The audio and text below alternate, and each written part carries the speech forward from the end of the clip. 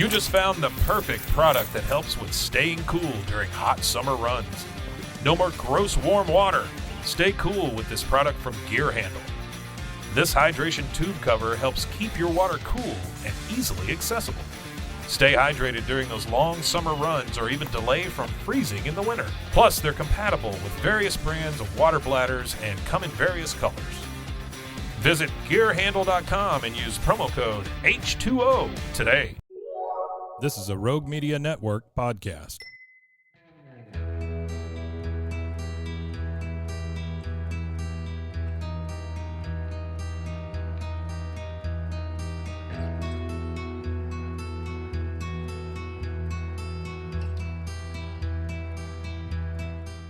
Hey everybody, welcome back to Silent Witness, the podcast that introduces you to the cold cases that we'd like to help solve with your hosts, Christina and Erica.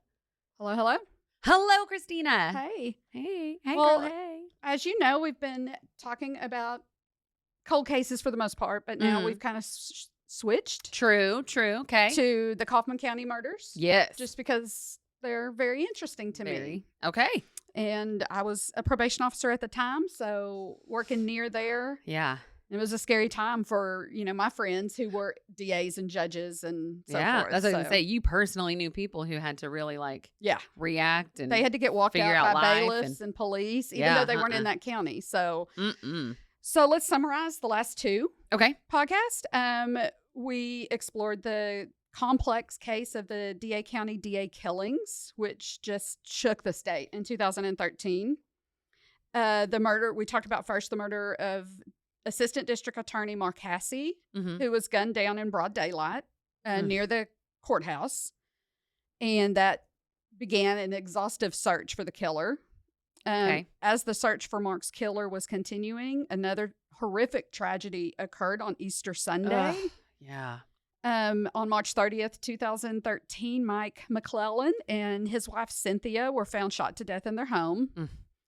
The crime scene was a well-planned attack on the couple, both having been shot multiple times. So, y'all go listen to the first and second episodes to detail those killings. But let's talk about the investigation.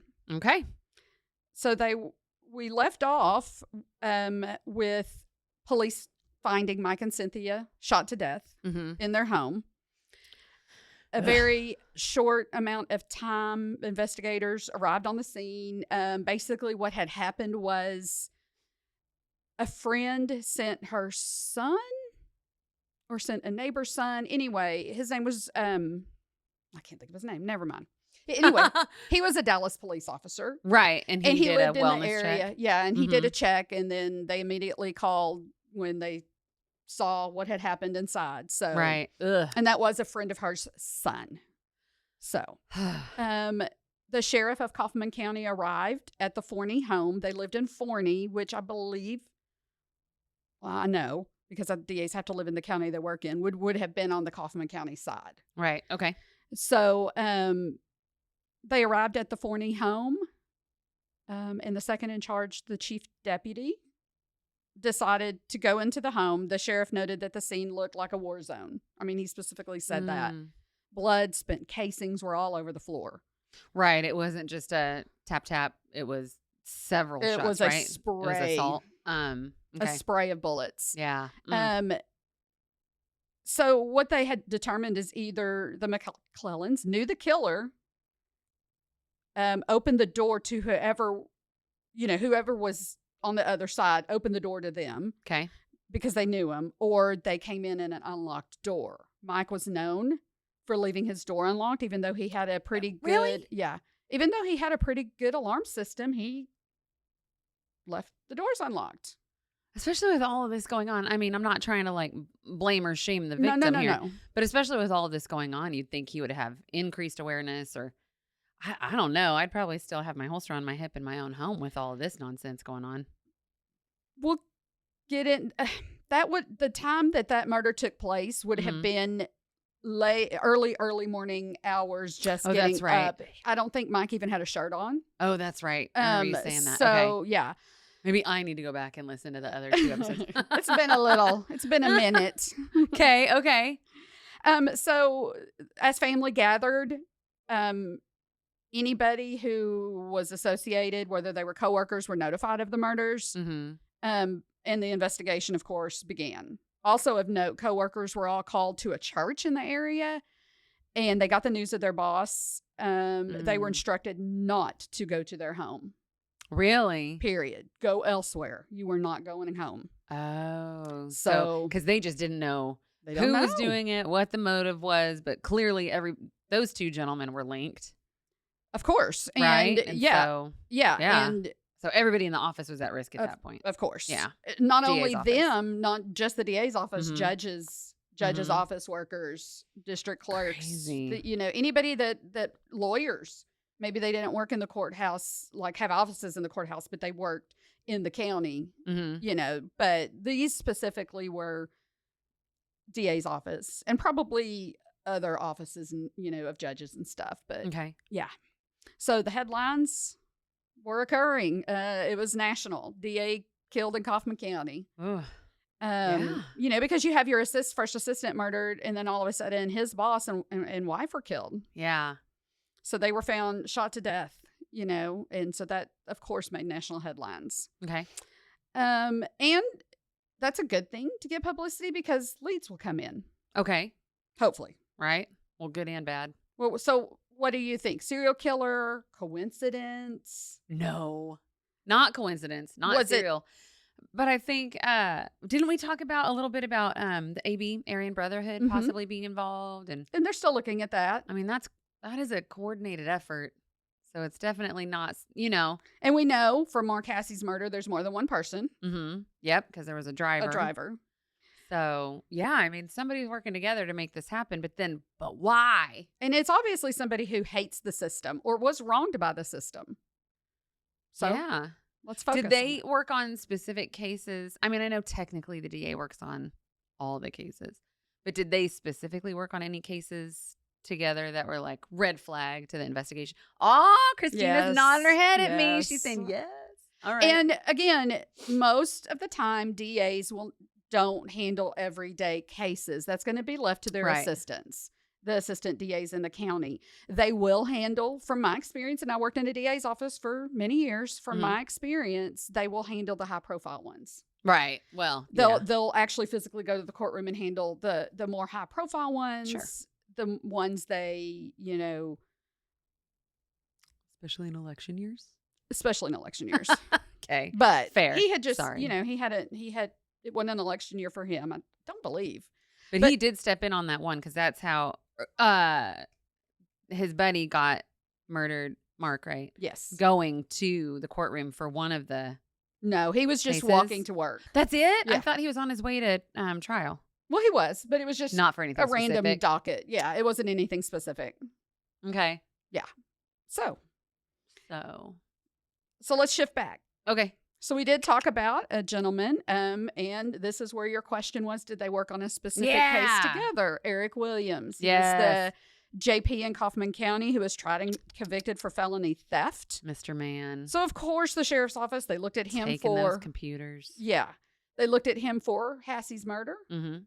And if you remember in that, he had a shoulder surgery and he had been, blah, blah. gunshot residue tested, which at the time showed negative. So, on everything though. Sorry, and no, I'm like, ahead. well, did they test his clothes? I mean, you could change your clothes. You can wear gloves. Like, aren't there ways to avoid having that on your hands in person? So, and he would know.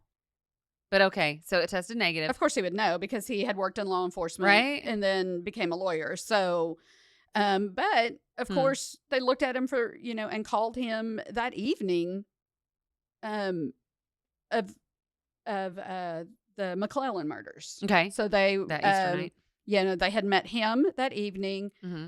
Anyway, did he have shoulder surgery again? No. He they asked where his whereabouts were. He said he was having he was with family in Quinlan. So Quinlan is in Hunt County, but it does border Kaufman County. Oh, okay. It's. Do you know where Lake Tawakoni is, ma'am? Okay, sorry. Quinlan, that county is where I used to work, in Hunt County. So it's right next to Kaufman County. Okay. It is in East Texas, about an hour east of Dallas. Okay. Quinlan is a smaller town, rough town. Oh, okay. I used to call it the meth capital of East Texas. Oh, fun. Yeah. Oh. Airbnb there? Can we go for a visit? Yeah. So that's where he was? That's where he said he was with family in Quinlan. Okay. And of course it was a holiday, so. Oh. And you know, again, that's not far from Kaufman County in another county, but it's not far. So he could have done boop, boop, boop in the morning. I mean, it was automatic or semi-automatic, right? So that doesn't take a whole heck of a lot of time. And then he could leave. I mean, bordering county, it doesn't take it could take me 2 seconds to get from Bosque County to McLean County. Yeah. And you know, they're gonna investigate that along with anything else. We hope. So they will. What do you mean they will? Well, they might. All right, get to it. Go. Of course they met. You know, Eric met, and then you know, of course, they're going to ask him your whereabouts. Sure. You know, where were you? And he said that, and then he was also tested for gunshot residue on his hands, and then asked when the last time he fired a firearm was. Okay. And Eric stated that it was prior to his arrest for the theft that he was convicted on. Long time ago. Well, it was longer time ago. Yeah, a year or two ago.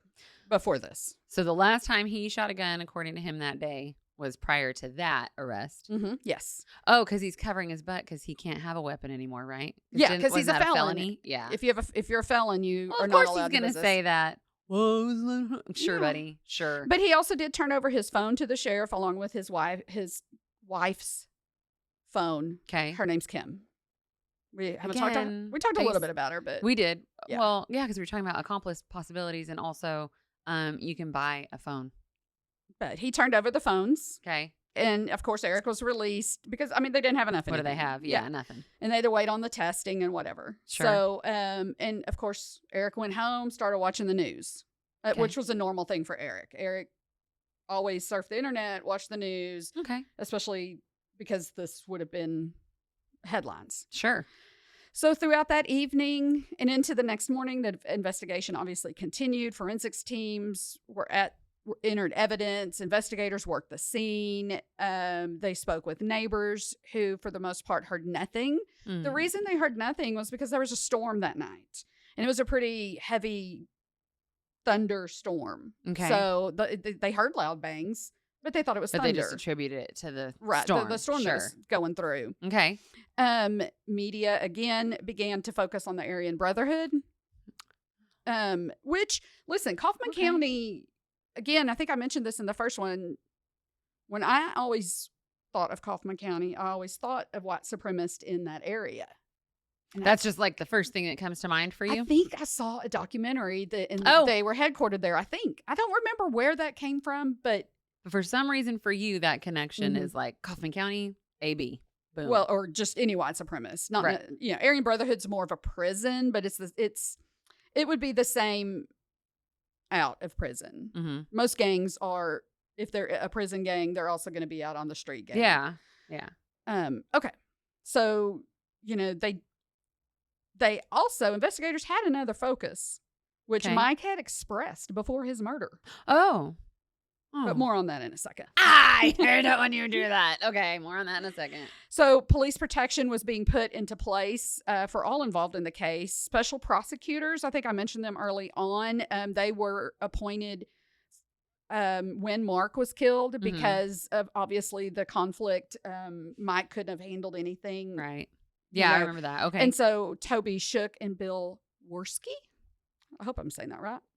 Had police protection. They had warned their family, especially one of them, I want to say it was Toby, but I can't remember which one, told his wife, that door opens, you shoot. Ask questions later. Yeah. Unless you know it's me coming through that door and I will call and tell you, you just shoot. Period. That sounds like my husband. Okay. Just shoot. So, okay. I mean, you know, so it was pretty scary, even for them. But, you know, they're tough guys. They're even like one removed from it. You know, in a sense, they're not in that same. But I get it. It was still publicized that they would be the special prosecutors. Sure. Yeah, and they were still pretty well known because one of them or both of them, I can't remember which one, did prosecute Darlie Routier. Right. We talked about that. In the 90s. And that was a very, very high profile case. I know. I'm excited for when you do that. I know. I need to do that. I know. We'll get there. Okay. So for sisters listening, I emailed you. Check your inbox. Yes. Okay. The DA's office closed and grief counselors obviously, were called in for the staff. I mean, these were their friends. And it was in those counties, even the county I worked in, which was next to it, the DA's office is not big. Okay. You may have 5 or 6 assistants. Okay. Kaufman was probably a little bit smaller than the county I worked in. Oh. So they had other assistants, but they had office staff that would type orders and so forth. So it wasn't the biggest. It like wasn't a sprinkling Dallas. of people. Yeah. It wasn't like 150 people in this office. Right. And so they were all friends, just as we were when I worked there. Even though I wasn't employed by them, it was still a small enough office that it was very friendly. Everybody was friends. Yeah. So, they shut down pretty much the courthouse, I believe, for that time. But the DA's office was closed to the public for obvious reasons. And then there were armed guards surrounding everybody and anybody, that worked there. The FBI brought in more agents and Texas Rangers, ATF, any federal agents you can think of were there. Wow. The whole alphabet. All of the initials. But well, good. So in an investigation, they also began to investigate the victims' personal lives. Oh, yeah. When you investigate crimes like this, it's like a circle. You start in the middle, which would be the victims, the McLellands, and you moved out. Okay. So of course they had to look at their closest family, their friends, in their lives. So did anything pop up from that? Not really. The evening of the murders. Let's talk about Easter night. Yes. Okay. I believe it was Easter night or the next night, but okay. That evening, and we talk a lot about Crime Stoppers. Yes, we do. In all of the episodes because it is an anonymous tip line. When you call, just to remind everybody, when you call Crime Stoppers to give a tip, you are given a unique letter number sequence. It is set up not to trace. It will not trace the phone, internet, and you could do web tips. You can do phone tips. So a tip did come in via the internet on this case. And the listed number to identify that particular tip was W695-196. Okay. It will list an offense type. So when you are going to submit a tip, you would list the offense type, and it was a homicide. And the victim was listed Mark Hasse. Oh, okay. And I'm going to read to you what the email said, what the tip said, which would have come through to the tip line as an email. It read, "Do we have your full attention now? Only a response from Judge Bruce would be answered. You have 48 hours. Creepy. Yeah. So, of course. Well, who's the judge? What was he? He's just one of the local judges there. I'm not sure. I know that Judge Chitty was a judge there, which that last name used to be my married name. Anyway, no relation. It's my daughter's maiden name. Anyway, cool. So Judge Chitty, Judge Bruce Woods, Judge Ashworth, we'll talk about him in a minute. Okay. I'm not sure specifically district courts. I know Judge Chitty was a district judge. I'm not sure about Judge Wood or Ashwood. I don't have it on the screen anyway. So there's no like rhyme or reason to them picking that particular judge as the one who has to answer? As far as right now, no. Okay. It'll make more sense in a minute. I knew it. Okay. So officers and special prosecutors, Shook and Worski, decided to respond to that. Well, they were told not to. Well, no, they responded. You can respond back on Crime Stoppers. So they responded back but they can't trace it or anything, but they did respond back to that specific identifying number, which would have gone to the tipster's email. No, I mean, I get it. Oh, yeah. They said they only wanted to hear from that Judge Wood dude. Well, you don't know who's responding. Oh, okay. unless you say. But the response was, quote, "You have our attention." So that was short and sweet. Yep. Again, have our attention. This was email, and they have no idea who they're communicating with on either side. Okay. So the person who sent the tip to Crime Stoppers replied the next evening, Monday evening, the day after the bodies were discovered. And I'm going to quote, "Your act of good faith will result in no other attacks this week."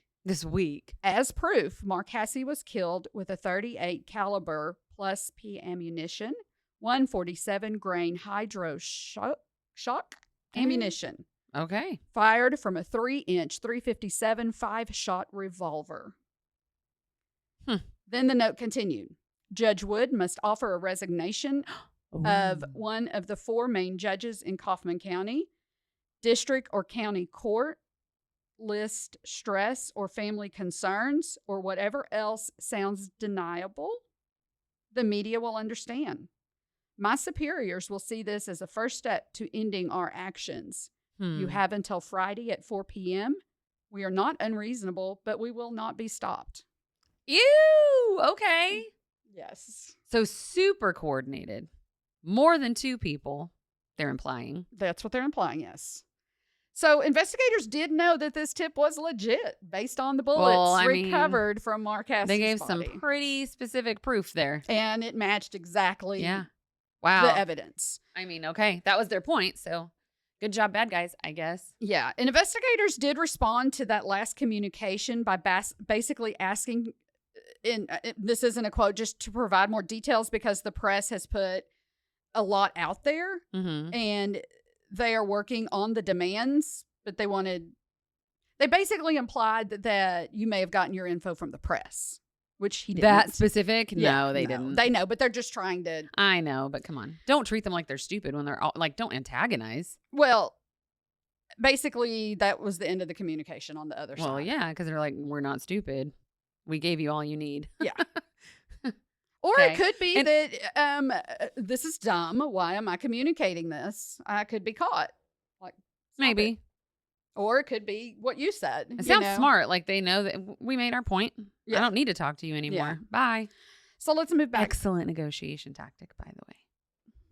So let's move back to the investigation. The gun residue test that officers took from Eric came in.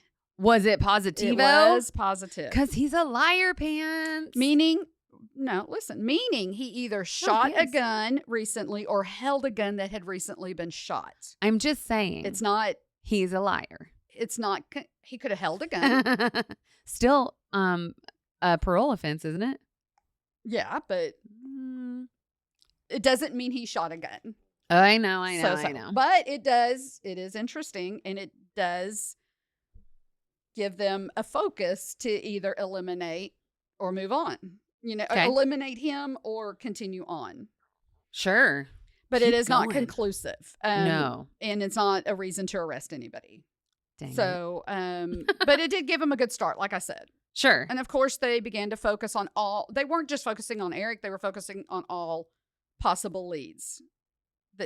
Well, good. They should, right? They are. Good They're job. Not just tunnel vision to Eric.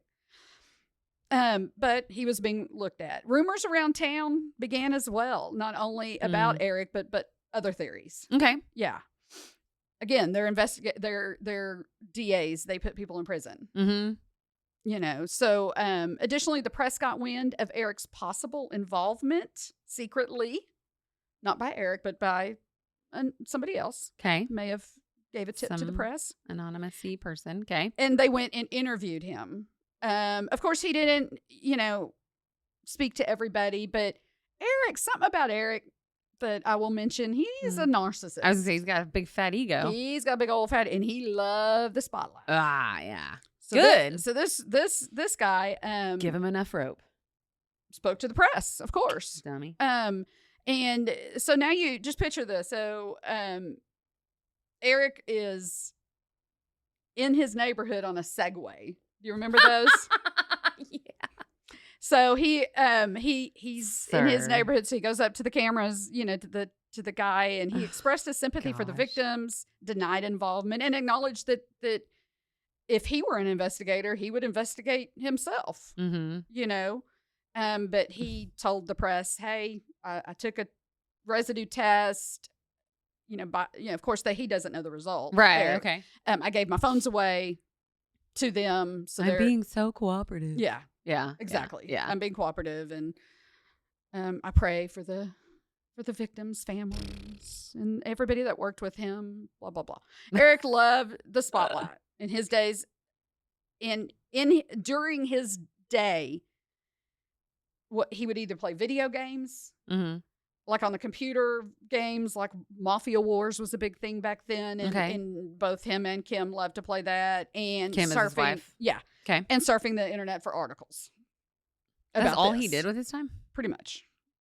He was a convicted felon. He wasn't working. Not saying that felons don't work; they do. Didn't he have that pilot's license? He could have put that. No, that was Mark. Hasse. Was that Mark? Oh, yeah. Sad. And I don't know. Would you want a felon to fly you around? No, but I'm not saying he would find a job of, I'm kidding. Good means. I know some felons who might need a pilot. So after the funeral, Special Prosecutor Zworski emailed Eric's attorney requesting an interview. Of course, Eric is a lawyer himself. Although he's disbarred, he immediately, his lawyer said, "Hey, you want to talk to him?" He said, "No," which is smart. Yeah, you don't talk to investigators if you're a suspect in a crime. That's just dumb. I'm surprised his little ego didn't make him want to do it, though, to be smarter than the investigator. Interesting. That's gonna come up in a second. Aha. So, of course, he denied the request. About 2 weeks later, investigators questioned Eric's in-laws, which they lived in Kaufman and were pretty sickly. They also attempted to speak to Kim, but Eric denied that as well. Okay.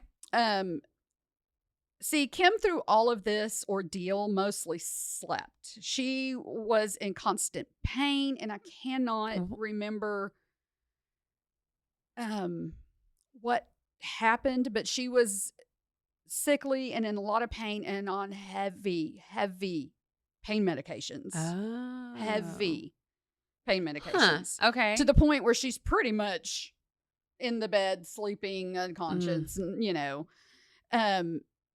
oh, yeah. That's sad. Yeah. So she was pretty much addicted to the opiates. Okay. But now Eric, again, let's go back to the fact he wasn't working. Right. So how's he paying for an attorney? Well, how's he paying anything? He's not.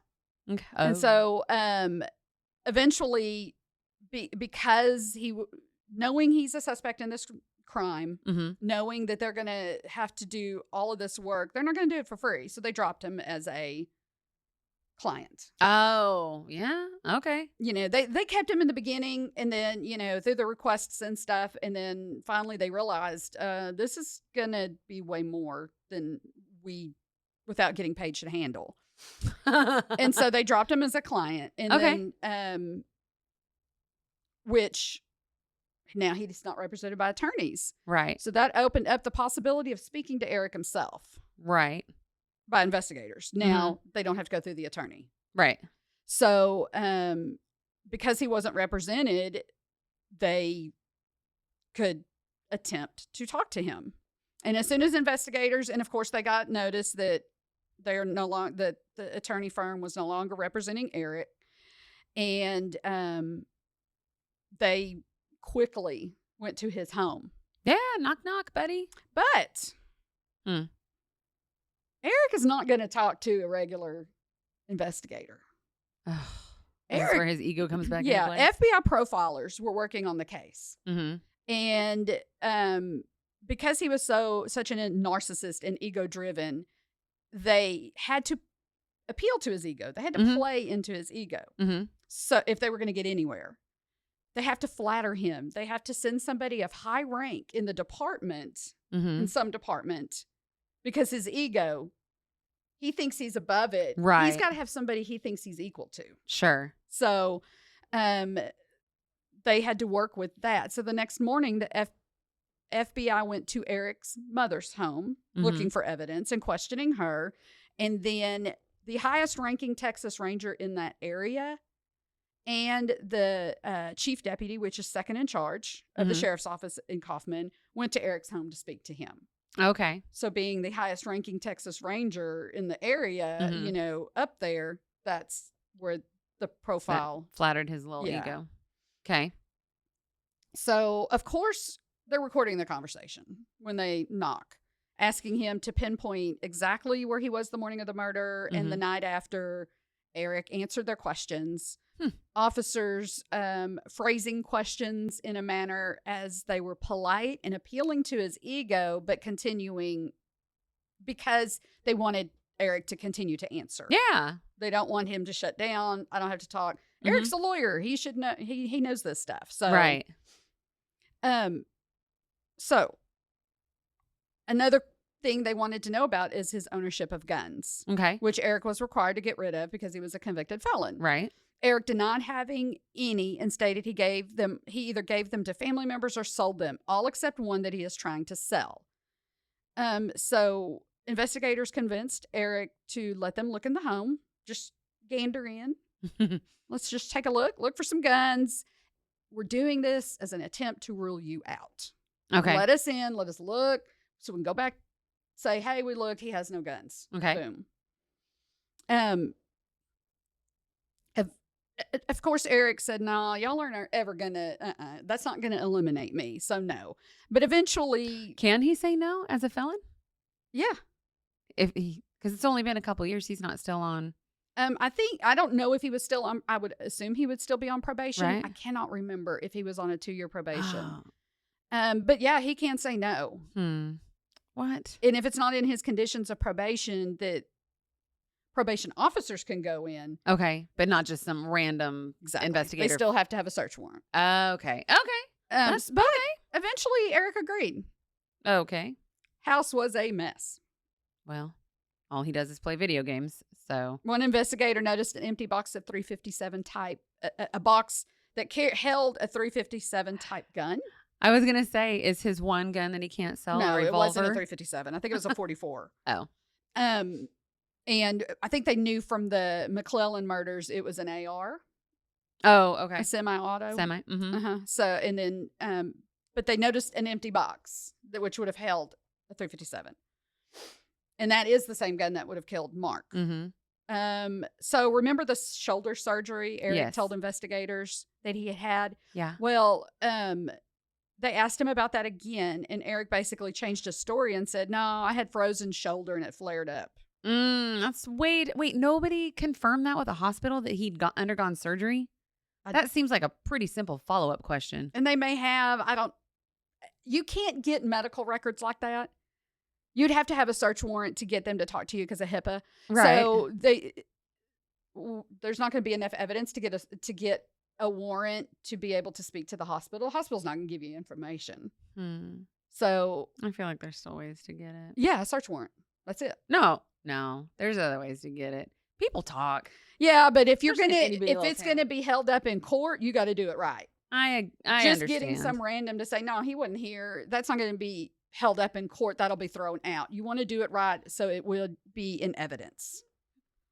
But yeah. So let's see. Apparently, a computer expert. And this was in a separate location. Okay. So this wasn't at the house. So investigators are in the house. They're looking around. At a separate location, a computer expert had discovered that Eric had searched LexisNexis, which is a database usually used by lawyers to help with cases. You can look up public records, legal research, other lawyers' information, and it is something that they look, cases. So sure. forth. Okay. So Eric had searched for information on Mark and Mike, specifically where they lived. So interesting. So investigators waited a little bit. So they called him during and said, "Hey, this is what's up." So they waited. Okay, thanks, whatever. Just kind of played it off. They waited a little bit to ask Eric about the search. And after a little bit, they asked Eric, "Hey, did you search them on the internet or Eric only admitted to having looked at news websites about the case. Okay. So that's it on that. Oops. So they continued looking around. They kept looking around Eric's house. They took note of gun parts, such as rifle stocks and a scope. So it wasn't a full gun. It was just parts. Right. So after about 2 hours, they thanked Eric. They left and went back to the command post. Was there enough to get a warrant? Let's remember there was 2 people at the Hasse murder. Mm-hmm. Did those same 2 people kill the McLellands?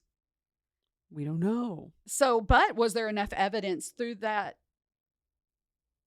search? 2 hours? Mm-hmm. Yeah, that 2-hour search to get a search warrant. I don't know. Right. I'm guessing no. Well, we'll talk about that next week. Was it? Gosh, bless it. So next week, we will look at the rest of the investigation and who, if anybody, was arrested for this crime. Oh, yeah. This one is not one of our unsolved. Correct. So you guys don't give it away. By the way, I'm not stupid. I'm not allowed to look into these cases. Christina brings last them. I blind react, so I'm listening right along with y'all. So okay. Yeah, so next week we'll talk about if there was enough evidence to get a warrant. If not, what did they do? If there was, what happened? Okay. What the result was. And if Eric hung himself by or giving maybe away he's not the one that too did much. It. Or maybe he's not. Maybe the press is right and it was some kind of white supremacist group. Or some other angry person who doesn't like law enforcement or having to follow the rules. I'm not a rule follower, but I don't think I'd, kill anybody. No. I just speed a little. Yeah, I don't want that's what makes me not want to kill somebody is I don't want to spend the rest of my life in prison. That's what makes you not want to do it? That's it. Orange is not your color or black and white stripes? No, orange is not my color. I wouldn't look cute in orange. Or a jumpsuit. Ugh. Jumpsuits, I don't know, man. That looks comfy. No? No, I wouldn't think. I don't know. Maybe. You'll have to test that out and tell us. I don't want to go to jail either. Prison is not in my future. We toured the jail, the local jail here. With your students last semester. I had a blast. Of course. I just loved it. I just loved it. It was my favorite thing. Oh my gosh. You're great. All right, everybody. We will hear the rest of this case next time. Yeah. And so until the next episode comes out, go give some of our cold case episodes a listen. Please. And if you have any tips, Crime Stopper is always an option. Sometimes there's money involved for good tips. There's on most of them, there is a reward. So if you know something, if you heard something, if somebody got a little talkie at the bar and was bragging about being part of or knowing more about some of the cases we've talked about, please share. You can also go to the Texas Ranger site, to their cold case site. Reach out to us, shoot us a DM, an email. Please. We get that stuff here. And if you know of a case, especially a cold case in Texas or anywhere really, that you want us to report on, it's good to get it out there. I try to reach out to the press and, when I know an episode's coming out, and let's get some publicity for this case, but reach out to us, follow us on all the socials, Silentwitnesstx. Yes, ma'am. But please go listen. Please solve a case so we can become famous. No. So we can catch the bad guys and get them away and become famous. If you want to, you go ahead. I'm good. But no, I don't want to be famous. Listen to all those episodes and let's see if we can catch some bad guys. We just want these cases solved. And let's find some closure for these victims' families. Obviously, that was a joke. She won't even let me take her picture. This woman does not want to be famous. All right, everybody. Thank you so much. That was Silent Witness Texas.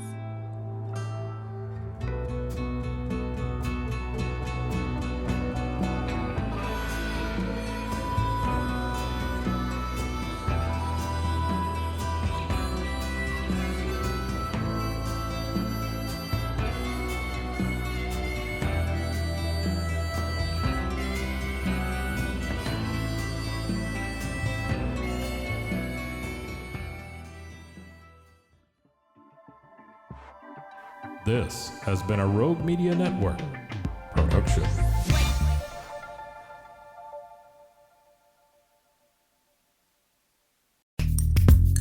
Are you a podcaster? Let's talk podcast hosting. Are you tired of your current podcast host? Need real support in a community that gets it? At Rogue Media Network, we offer top-tier podcast hosting services to help you thrive. From hosting and distribution to dedicated support, we've got you covered. Starting as low as $25 a month. Join our community of passionate podcasters today. Contact us at hello@roguemedianetwork.com.